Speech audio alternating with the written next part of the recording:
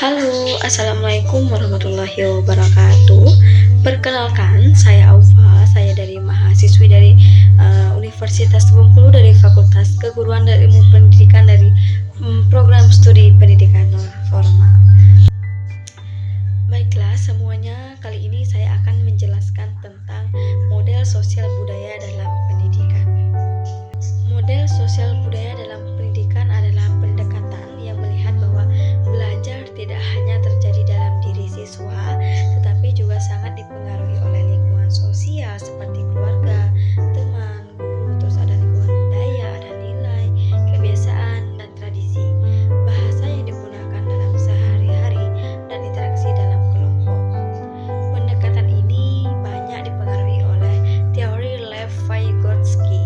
Yang pertama kita akan membahas tentang inti pemikiran model sosial budaya, yang mana isinya itu belajar terjadi melalui interaksi. Siswa akan lebih mudah memahami sesuatu ketika mereka berdiskusi, bekerja kelompok, atau dibimbing oleh orang yang lebih berpengalaman. Selanjutnya yaitu bahasa adalah alat penting untuk berpikir. Melalui percakapan, tanggung jawab, dan penjelasan, siswa akan membangun pemahaman yang lebih jelas. Yang selanjutnya itu tentang lingkungan budaya membentuk cara siswa belajar. Contohnya yaitu budaya yang terbiasa bercerita akan mendorong pembelajar verbal budaya yang menghargai gotong royong, cocok dengan pembelajaran yang kolaboratif. Yang selanjutnya itu zone of proximal development atau bisa disebut ZPD. Ini adalah wilayah perkembangan di mana siswa belum bisa belajar sendiri, tetapi mereka akan berusaha menguasai materi dengan bantuan guru atau teman yang lebih ahli. Yang kelima itu ada namanya scaffolding atau guru memberi bantuan sementara atau pedoman. Contohnya itu pertanyaan penuntun lalu mengulangi ketika siswa sudah selanjutnya kita akan membahas yang kedua yaitu contoh penerapan dalam pendidikan. Kerja kelompok yang saling membantu, guru menggunakan konteks budaya lokal, misalnya cerita daerah, dalam pembelajaran diskusi kelas untuk membangun pemahaman tutor sebaya atau teman yang lebih menguasai materi, membantu yang lainnya. Penggunaan bahasa siswa sebagai media belajar, bukan dipaksa langsung formal. Kemudian timbullah sebuah pertanyaan, yaitu apa sih bentuk-bentuk model sosial budaya dalam pendidikan? Yang pertama yaitu pembelajaran kolaboratif atau collaborative learning. Siswa belajar melalui kerja kelompok, berbagi ide, dan saling membantu memahami materi. Tujuannya yaitu pengetahuan dibangun bersama melalui interaksi sosial. Contohnya diskusi kelompok, proyek kelompok, studi kasus bersama. Yang kedua yaitu pembelajaran kooperatif atau cooperative learning. Mirip kolaboratif, tetapi ada pembagian peran, aturan tertentu, dan tanggung jawab masing-masing. Yang contohnya yaitu model jigsaw team person. Yang ketiga itu scaffolding atau bantuan yang bertahap.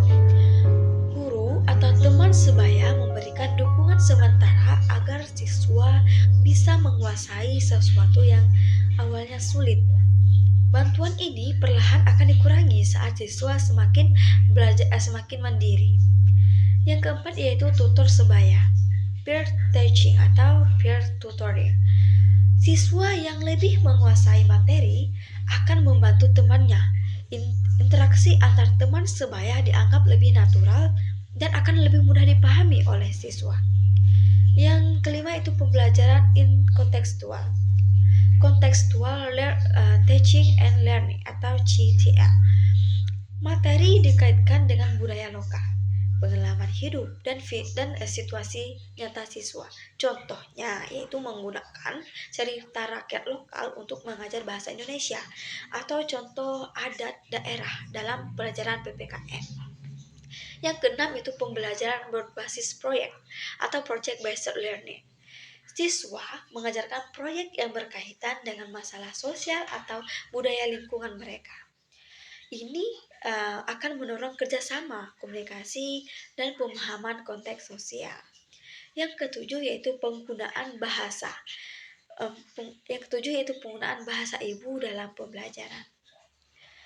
Guru menggunakan bahasa yang familiar bagi siswa untuk menjelaskan konsep sulit lalu secara bertahap mengarahkan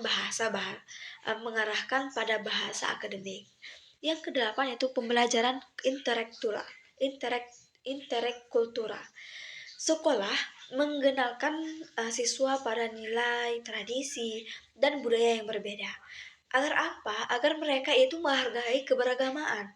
Contohnya itu kegiatan Hari Budaya, pembelajaran lintas budaya. Yang kesembilan itu kegiatan sosial sekolah. Aktivitas yang menanamkan nilai sosial, kepedulian, dan gotong royong. Contohnya kerja bakti sekolah, kegiatan pramuka dan bakti sosial kunjungan komunitas. Yang terakhir itu pembelajaran berbasis masyarakat. Sekolah bekerja sama dengan masyarakat untuk memberi pengalaman belajar yang nyata. Contohnya, kunjungan ke UMKM lokal, wawancara tokoh masyarakat, dan belajar dari seni tradisional. Nah, dari materi yang kita jelaskan tadi, dapat kita simpulkan yaitu model sosial budaya menekankan bahwa belajar adalah proses sosial, bukan sekedar kegiatan individual, tetapi interaksi budaya dan lingkungan yang sangat menentukan bagaimana siswa memahami pelajaran.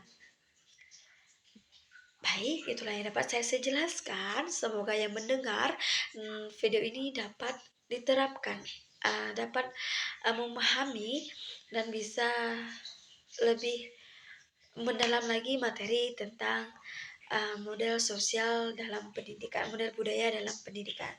Baik, saya Alfa akan mengundurkan diri. Akhir kata, wassalamualaikum warahmatullahi wabarakatuh.